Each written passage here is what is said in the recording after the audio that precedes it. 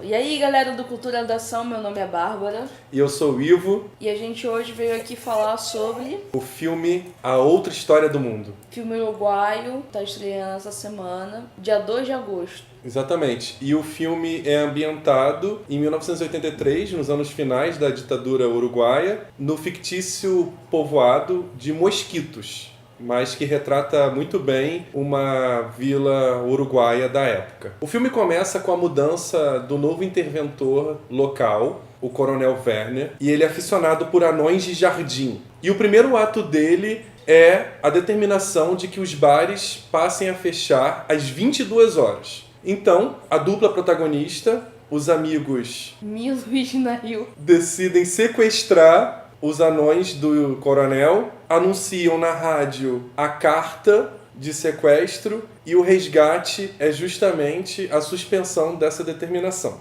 O que há na superfície é esse objetivo meio bobo, né? Que é, enfim, que os bares fiquem abertos até depois das 22 horas, mas no fundo tá a luta de um povoado unido contra a própria ditadura em si. A gente costuma chamar isso, quer dizer, me remeteu a essa ideia de MacGuffin, que é um conceito, não sei se foi criado, mas muito usado pelo Hitchcock, né? Que, tipo, tem um pretexto, o personagem principal tem um pretexto, mas a narrativa em si do filme não se desenrola a partir desse pretexto. Quer dizer, o pretexto leva ele à aventura do filme. E é isso mais ou menos que esse filme faz, né?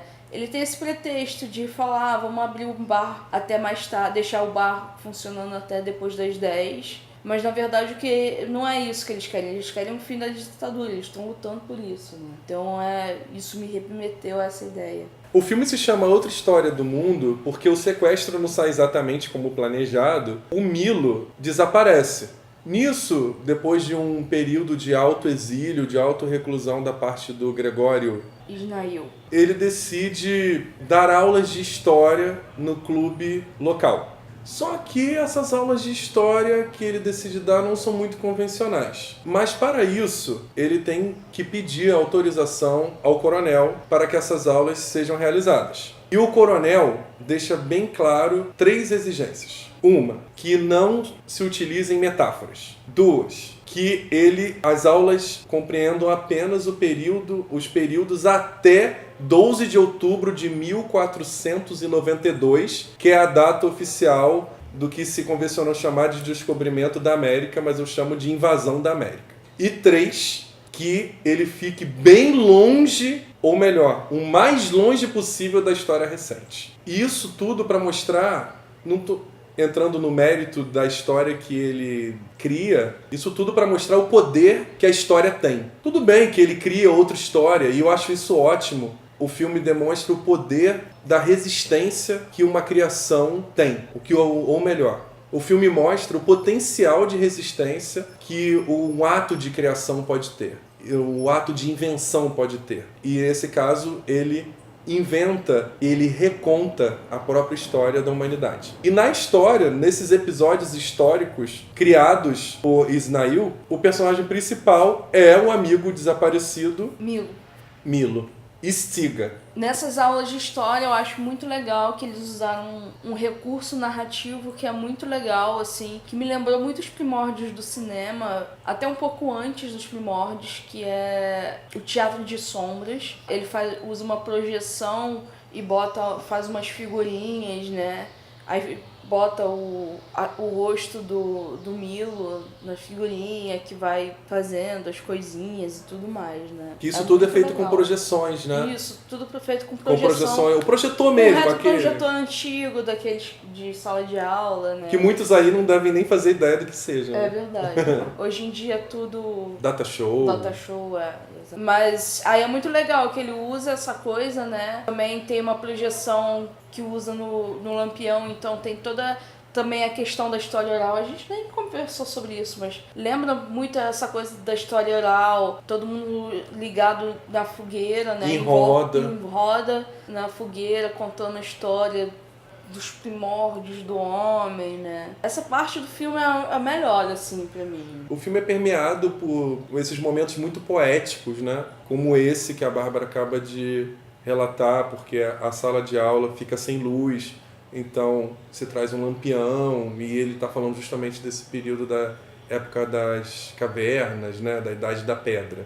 E esses momentos poéticos, eles ocorrem em alguns momentos, né? Sempre com o personagem principal da história é o Milo, com a carinha dele. Ele faz um recorte. Ele recorta enciclopédias, não é, Bárbara? Isso. Recorta livros de histórias e vai montando a própria história dele do universo. Na verdade, do homem nesse mundo, né? Eu gostei muito do filme. É um filme que merece ser visto muito além do Uruguai. Essas histórias, por si só, me tocam muito. Eu gosto muito dessas histórias envolvendo o período da ditadura e a resistência à ditadura. Só que nos dias de hoje, não é, Bárbara? Mais ainda que se apresenta um retorno, possível retorno, governos extremistas, há esse clima totalitário pairando, né? Não só no Brasil, mas no mundo todo. Então, ter um filme com essa história de resistência à ditadura e uma resistência criativa. Eu tenho visto até muitas críticas falando que foi uma espécie de homenagem aos Tupamaros, que faziam algumas... Os Tupamaros foi um grupo revolucionário contra a ditadura no Uruguai, cujo nome mais conhecido é o ex-presidente do Uruguai, o Pepe Mujica. Os Tupamaros faziam essas intervenções criativas, né? Simulavam cortejos fúnebres, por exemplo, para executar as suas operações. Há isso também, né? Uma criatividade, um humor na própria resistência. As atuações incríveis. Na verdade, não chega a ser a dupla principal, porque um dos amigos desaparece logo no início, né? A gente não sabe o que aconteceu com ele. Teria ido para Montevidéu, teria sido morto, está preso na própria Vila de Mosquitos mesmo, né? Ninguém sabe onde Ninguém sabe como aconteceu. E o ator que faz o Gregório Snell, realmente ele brilha ao lado de todas as outras atrizes também, que dentre elas a esposa do coronel Werner, a Amélia, e as filhas... a Anitta e a Bea. E você, Bárbara? Eu pensei também muito que é uma história universal, né? É aquela coisa pequena, você tá falando pequeno, mas é uma história universal, pelo menos pra América Latina, né? Que todo mundo viveu a ditadura. E eu acho que mesmo em país que não viveu a ditadura, eu acho que ele toca, né? Essas pessoas também, né? Pelo tipo de narrativa. Que em algum momento da história sempre tem uma autoridade que proíbe, faz certas proibições, e aí se cria uma resistência, né? Então, por isso se torna uma história universal, né?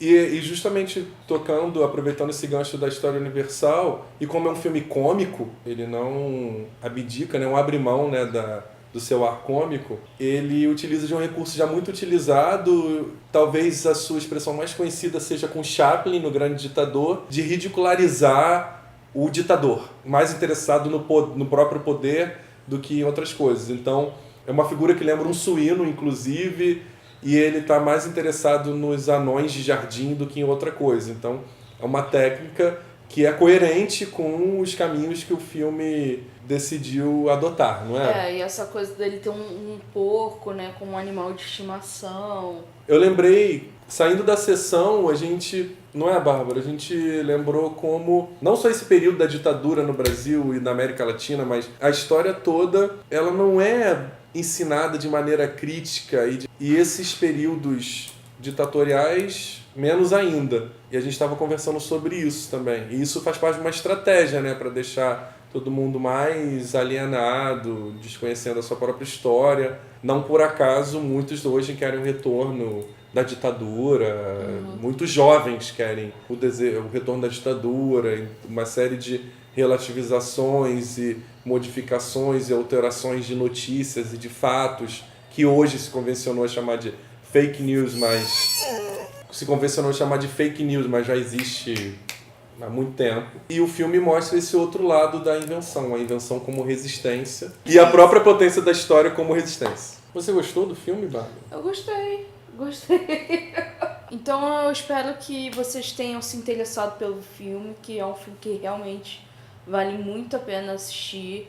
Ele tem muitos assuntos que podem surgir, né?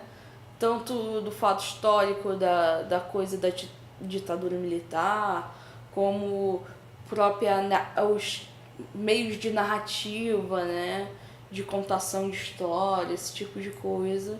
Então, cara, se vocês gostaram, deixem o seu comentário, fala o que vocês acharam, né? Se vocês ficam com vontade de ver o filme, curte o vídeo, compartilha com seus amigos, se inscreva no canal, liga o sininho lá para receber notificação e é isso aí. É isso aí. Até o próximo vídeo. Até o próximo vídeo.